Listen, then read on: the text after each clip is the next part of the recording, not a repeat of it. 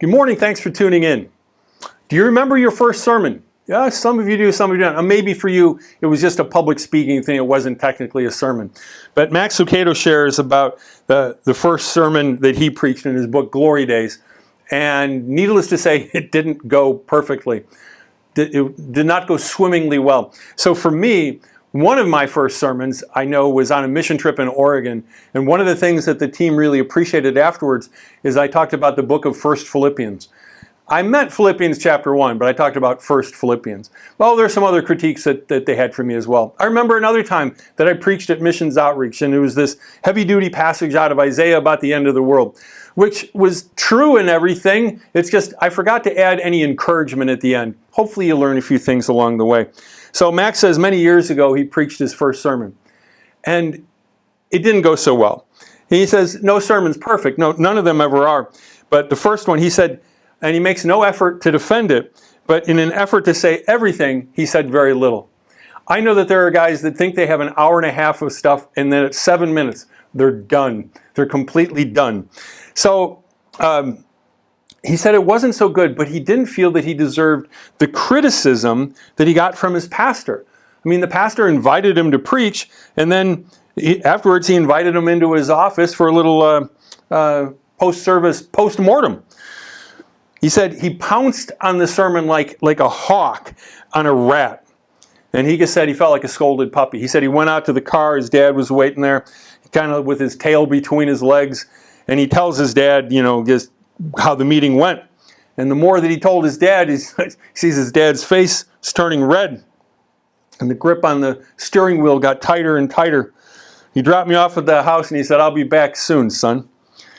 The next day he learned the rest of the story. Mr. Lucado went over to meet the pastor, and he met him in the driveway, and he gave the preacher what for, and just demanding an explanation for why he would have treated his son that way. And the next day, the preacher, to his credit, called Max and asked for his forgiveness. Now, I find the story very significant on a number of levels. One, if that hadn't turned around, I wonder if Max would have pursued preaching. Now, I've not heard Max speak that much, and I don't know that he'd be my favorite speaker, although his content is excellent. But as far as a writer, I mean, for 40 years, it's just like he's been this constant voice. I've never read any heresy from him. I've gotten transparency from him. I've got to know Jesus better because of him. He's really been a gift to me. And I think, what if his dad didn't defend him? I mean, and it wasn't that he was perfect. It's not that Max preached the best sermon in the world. But it wasn't the time to come down hard on a young preacher. So Max says how wonderful he felt that his dad defended him. And I think some of us would be like, yeah, it'd be nice if God would defend me, but that's just not the way it works. I love what it says in Romans 8:34. Who then is the one who condemns? No one. Christ Jesus, who died, more than that, who was raised to life. He's at the right hand of the Father. Is he going to condemn us?